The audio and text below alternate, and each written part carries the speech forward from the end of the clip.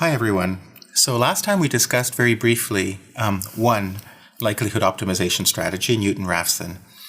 What I'd like to focus on right now is how to treat measurement noise within likelihoods. So sort of measurement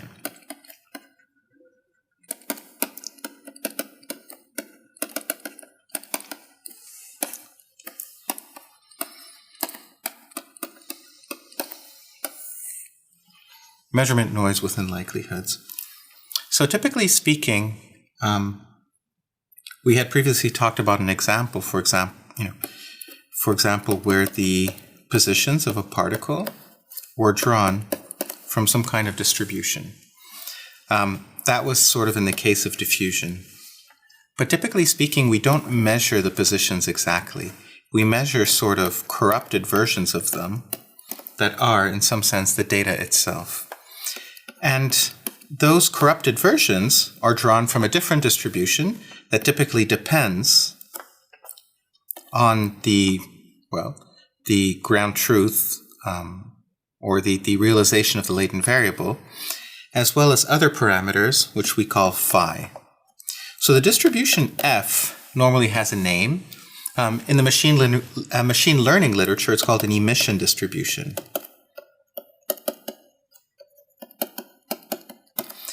And the parameters of the emission distribution are called emission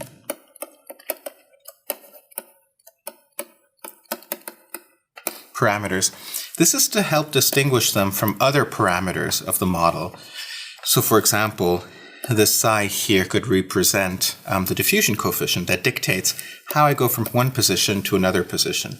Similarly, here phi is basically telling me how my data for example, is drawn given the realization of my latent variable, for example, my true position. Now, one example of an emission distribution, for example, could be a plain old Gaussian.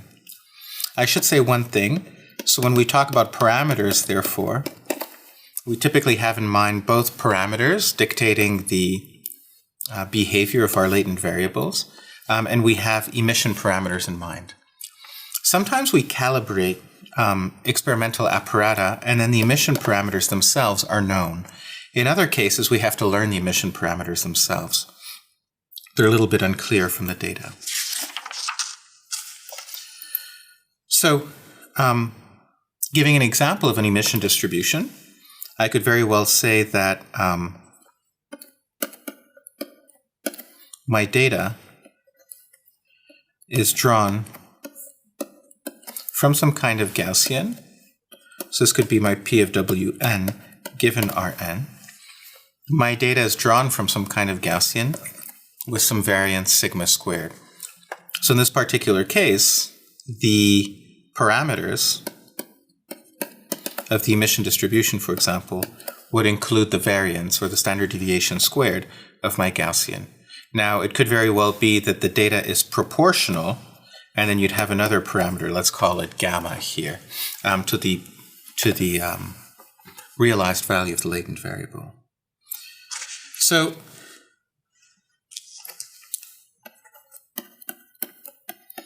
it's sometimes helpful to talk about something called generative models. And generative models are very simple. They basically tell us how to generate the data. So, for example, Rn given psi could be drawn from some distribution that depends on psi. Previously in the example of diffusion, I had Rn plus 1 conditioned on Rn, or equivalently, Rn conditioned on Rn minus 1. But this could be an example where Rn, for example, is IID and does not depend on previous realizations of Rn. And then finally, to cap it off, we could give another example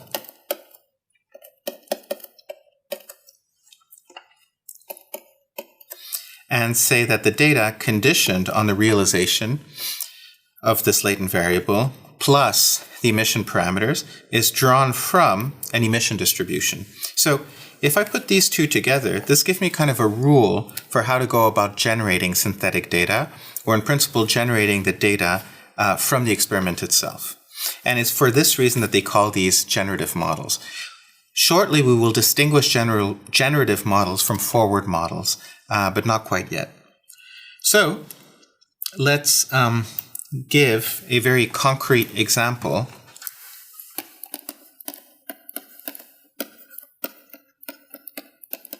of a generative model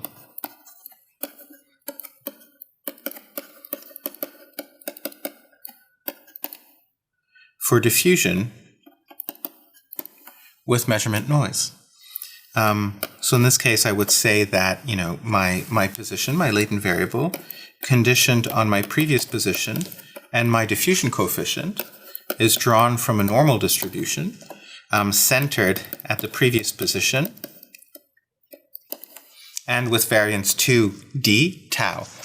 If we remember, d is the diffusion coefficient and tau is sort of the time increment between measurements, between the time point n-1 and n. And finally, the measurement given Rn and phi, in this case we can call it nu, may, for example, be drawn from a normal distribution centered at Rn with some variance, I called it nu or v, depending on how you want to interpret this symbol. So this sort of gives you a rule for how to go about generating the data. This kind of emission model is very simple and it's not particularly realistic. So for example, typically when you take a picture of something, and you can think about it, when you take a picture of something at night, your phone typically takes a couple of seconds in order to render that image. That's because you have very sort of low photon counts at night, and therefore you need a longer camera exposure. And the same thing happens typically if you're trying to sort of track particles. What's going to happen is that you can have a camera exposure that lasts some time over which the particle itself can move. So maybe another type of emission model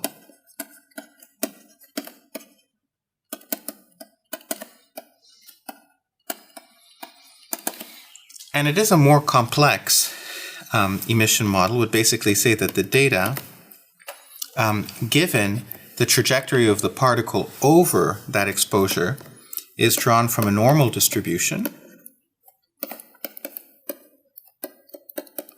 And let me go ahead and write it and then explain what I have.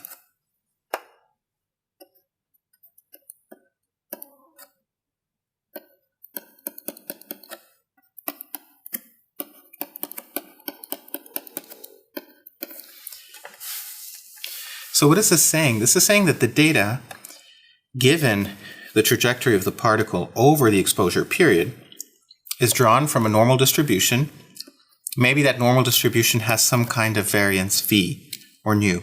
And then finally, the mean of the normal distribution is not just the position at a particular time point, but rather the average position over the exposure period. So from some Tn minus tau exposure to some Tn.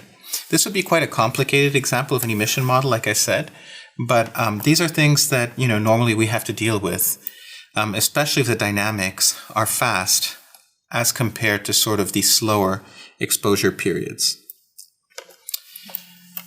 So this brings up an interesting point. If I write down a generative model,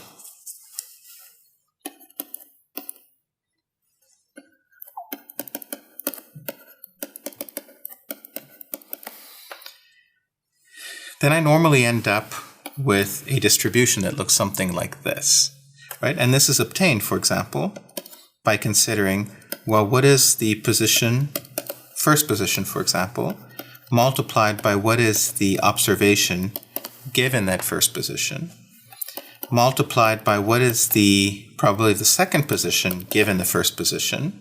So I'm still thinking of sort of a Markov process like diffusion, multiplied by what is the probability of the observation given the second position, and so on and so forth. I can rewrite this as P of R1 times the product,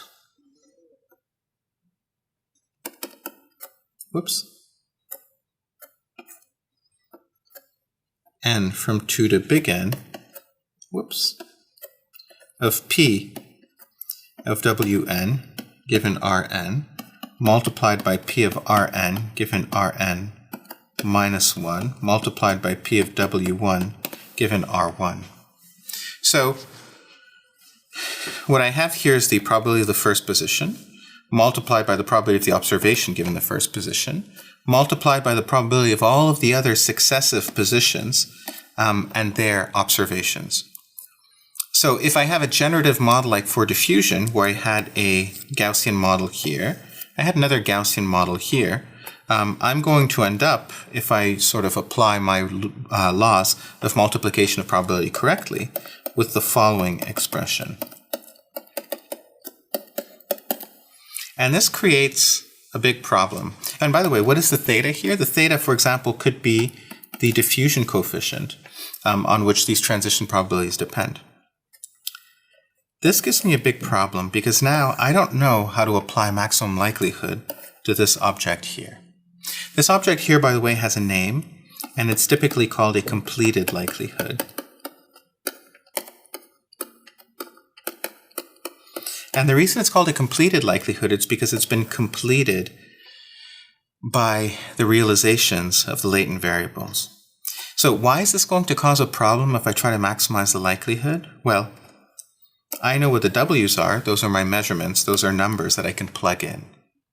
And I'm going to maximize this function with respect to theta. The only question is, what do I put in here? The problem is that these are latent variables, and I don't know to what numerical value they have been evaluated. So this is kind of where the interesting part of the sequence of lectures actually kind of takes shape. And right off the bat, even for something as simple as Brownian motion with a little bit of noise, I need to define something called a true likelihood. And that's the probability of the data given my theta. And if we remember how to marginalize probabilities, we recognize immediately that this is obtained by an n-dimensional integral by marginalizing over the realizations of the latent variables. So in the case that I have Brownian motion with Gaussian noise, that's all fine. In some sense, I have a Gaussian emission model multiplied by Gaussian motion model, and I have a bunch of these Gaussians that I have to take products of in order to obtain my completed likelihood. And then in principle, I can go ahead, because it's a Gaussian integral, and carry out the integration, successive integrations over the R's, and that's all fine. But generally speaking, unless the emission is Gaussian and the motion model is Gaussian, or you have other very simple approximations, very simple models, generally speaking, this is the integral that kills you. So there are numerical methods, if you want to maximize the likelihood, where you have integrated over the latent variables to be able to sort of find an approximate maximum for the theta of the true likelihood. Those are methods that we won't be discussing here, but they are methods called expectation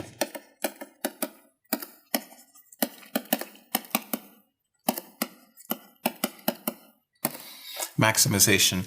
Again, they suffer under multiple different circumstances, one of which is, for example, if the true likelihood is somehow multimodal. They also require sort of special forms. They still require sort of special conditions on the form of the completed likelihood. Another option that we will turn to eventually is, again, this notion of sampling. We may not be able to learn, for example, or we may not be able to integrate out the R in order to derive a true likelihood, but potentially we may be able to construct, and we will talk about how we will do this, but maybe we will be able to construct an object that looks something like this, and then be able to draw samples of probable realizations of latent variables and samples of probable realizations of our parameters theta. And of course, our life will be extra simple if our emission parameters are pre-calibrated and we don't need to learn those.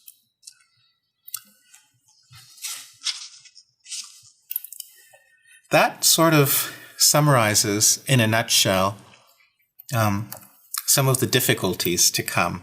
The notion that we will need to sort of start thinking about posteriors and not just likelihoods, especially if our likelihoods start becoming multimodal. That we will have to start developing posteriors if we want to learn about how probable are various values for the parameters, because likelihoods typically will just give us point estimates. It'll also give us the freedoms to start sampling quantities and avoid very high dimensional intervals that may not be possible in general. So in order to do all this, we need to discuss Bayesian methods, which is really the focus of the next short presentation.